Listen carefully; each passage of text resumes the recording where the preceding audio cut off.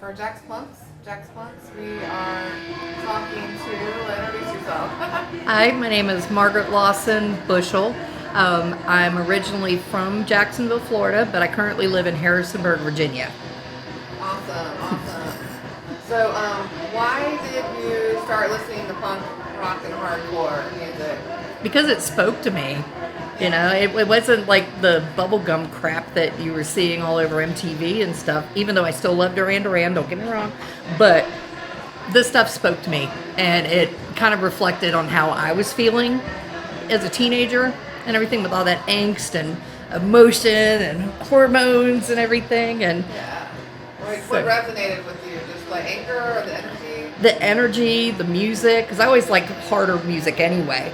And so just everything about it, you know, just the message behind most of it, you know, the fast pace of it, you know, cool. Yeah. Yeah, I was into metal first, and then I got into punk. Oh, cool. But, okay, so what was your first punk album that you bought or stole? I can say I stole it. And I was talking about this earlier. It's This Is Boston, Not LA compilation. And I stole it from this guy named Bill Foss, who was in the Navy, that turned me on to it. That's badass. Yeah. All right, let's see. What was the first punk band that you saw live? Oh, gosh.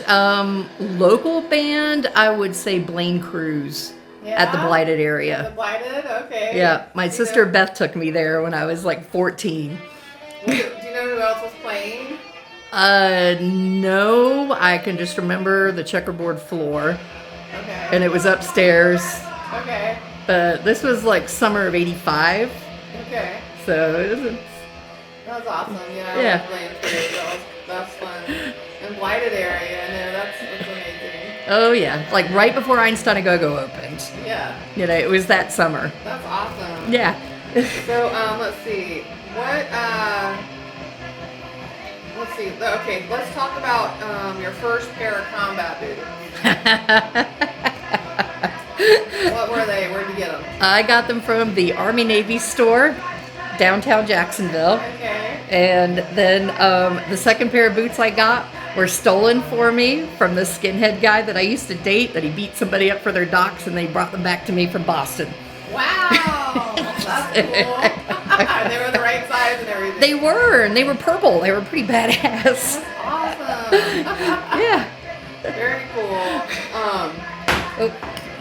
So, don't worry, let's be edited. Oh, okay.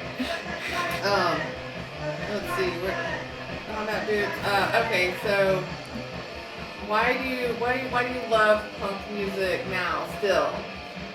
Because it's still an excellent expression, you know. It's just it's something that it doesn't criticize, or it kind of makes you feel like you're part of a community that's bigger than yourself.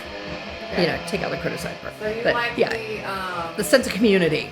Yeah, you feel like you found your tribe. Yeah, okay. Pretty much, yeah. So like your show, for me, it's like when you go to a show, I call them show friends. Like some people I don't really see unless I see them at the show, you know. Mm-hmm. But every time I see them at the show, it's like we're long lost friends, and it's awesome. Yeah, exactly. So that community's awesome. Yeah, I love that. And the fact that everybody can still be friends 20, 30 years later, you know, and we're all still into the same stuff and everything. I mean, I fucking love that. You know, it's like we never grew up. Yeah. We just got gray. Are there any bands from back in the day that you love that you still listen to now? Oh yeah, all the time. Like as far as like local bands, I still listen to Stevie Stiletto all the time, because he was a friend of mine and everything, and you know my name's in one of his songs, so you know. That's awesome. Yeah. But I never had nothing to do with him. Food stamp. Nice. And also This Is America. Okay. Yeah. That's cool. Yeah.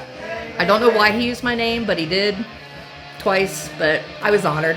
That's very cool. Yeah. So talk about the 7:30 Club. Did you hang out there a lot? I was too young to get in there, but I did manage to get in there like years later when they had like some kind of reunion thing, you know, before when it was like right next to an art studio, I think, and next to the Cozy Corner. Yeah. Yeah. But I've been to the 9:30 Club, but. Oh yeah.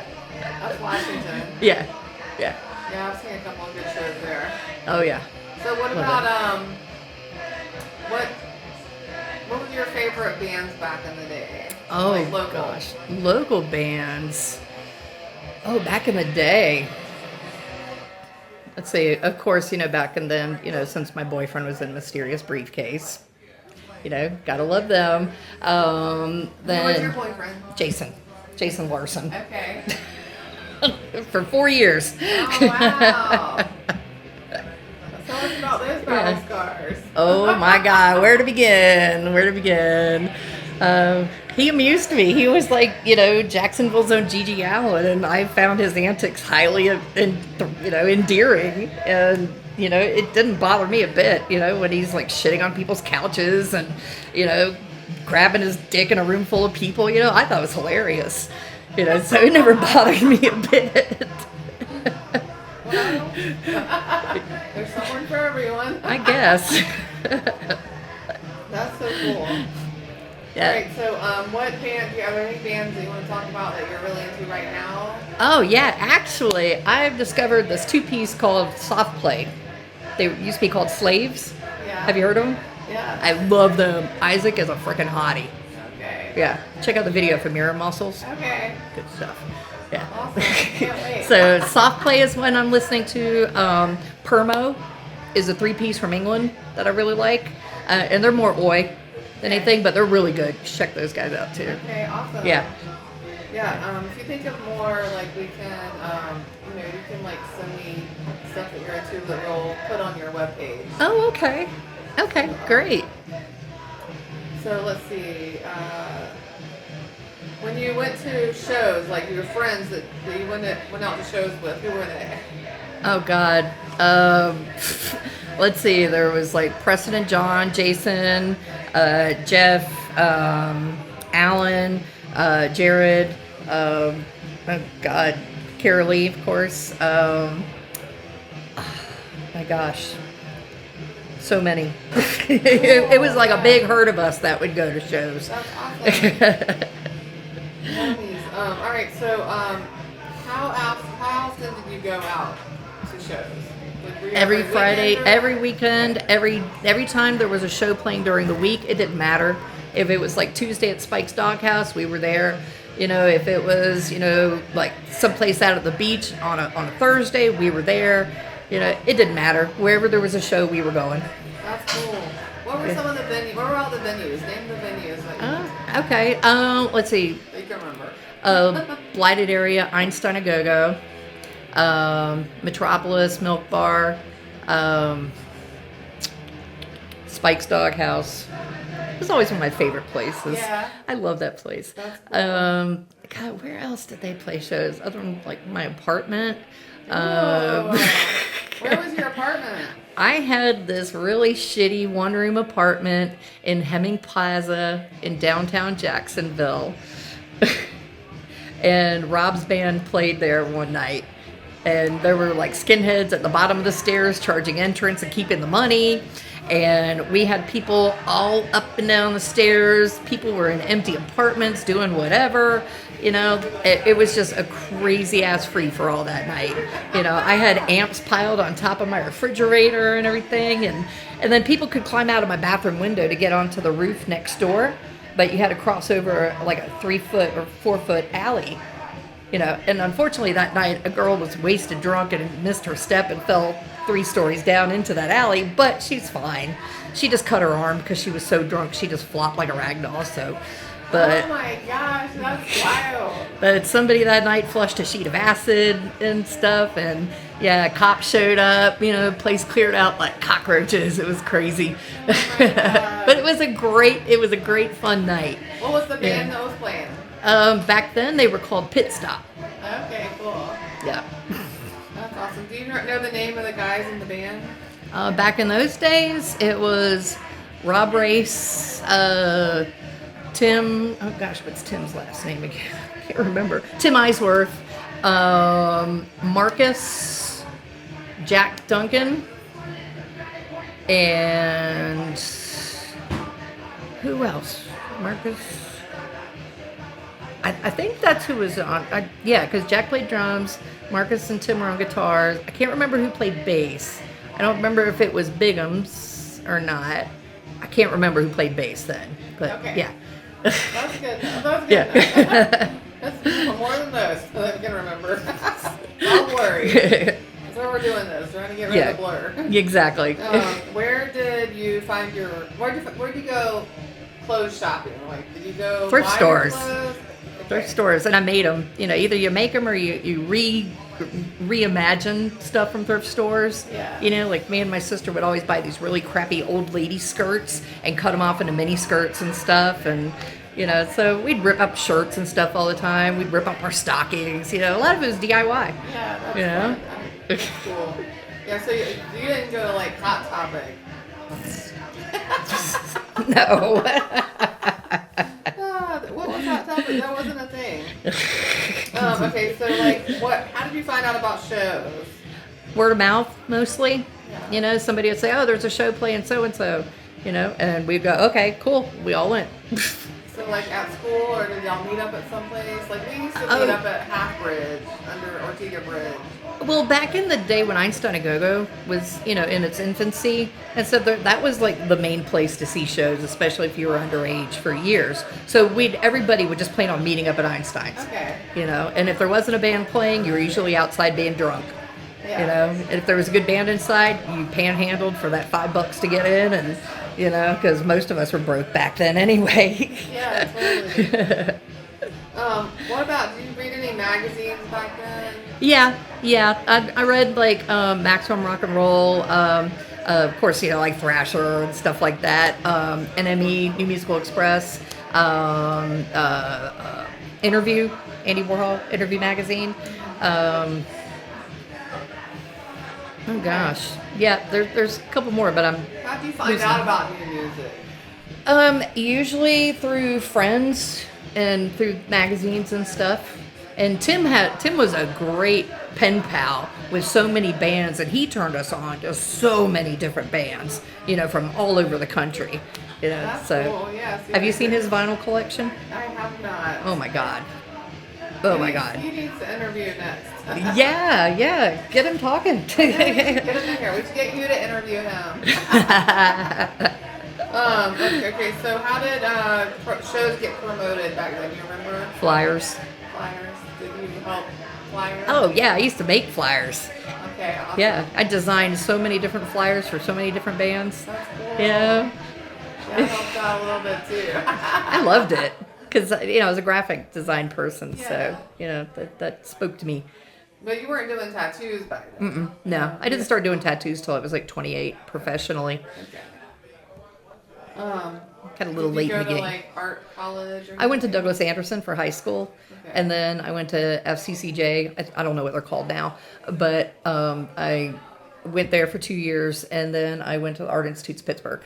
Oh, awesome. Yeah, So your degree's in illustration? graphic design. Graphic design. Graphic design, yeah. So can you share, can you share a memory of a punk friend that's crossed over? Oh gosh, so many.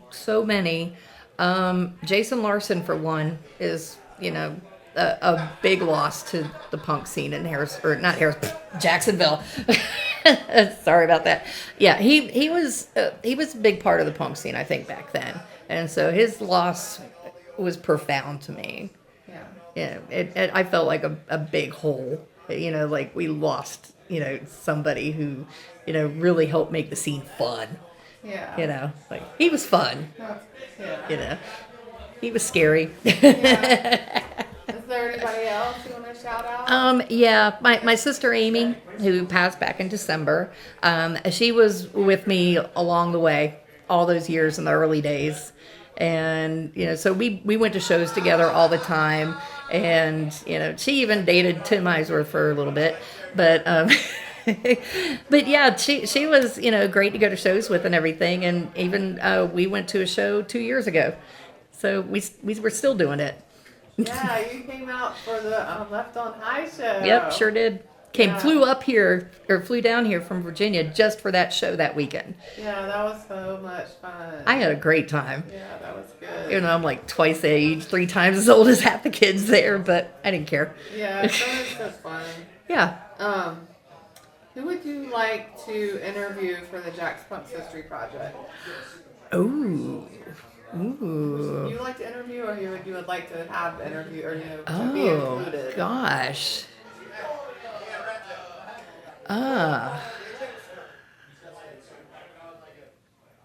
That's a good question because I'm sure you already know half of them anyway. Well, we were just talking about Tim. Yeah. Need to interview talking. Tim. You got Pat halfway. Oh gosh. Did you ever talk to Mitch? Oh, we need to get Mitch. Mitch Gerganis. Yeah, that's a good one. Yeah, and Tommy Berlin. We got Tommy. Oh, good. I wish Okay. Tommy would interview Mitch. That would be neat. That would be cool. That would be good. Yeah. So the way this works is everybody's supposed to be like thinking about who else needs to be included in this project. Oh yeah. And we can interview each other and send it in. But basically, everybody's getting a page. All the bands are getting a page. All the venues are getting a page. And so this little website that I'm putting together, we'll be able to peruse it and like see whatever we can collect. Together. Okay. I So, have I a need friend. flyers. I'm sorry. I need flyers and photos. Okay, I will send you as much as I got. And I actually have a friend of mine up in Stanton right now in Virginia who's from here, who is also big in the scene and stuff. So maybe I'll interview him. Yes, please. Yeah. So Yeah. this is totally not about me. I mean, I'm producing this thing and I have my own story, but like whoever we can pull in and include, because this is about us. That's awesome. I love it. I fucking love it. Thank you so much for interviewing. Thank you. I wish we were hanging out in better circumstances. Amy was wonderful, and I look forward to tomorrow and hugging everybody.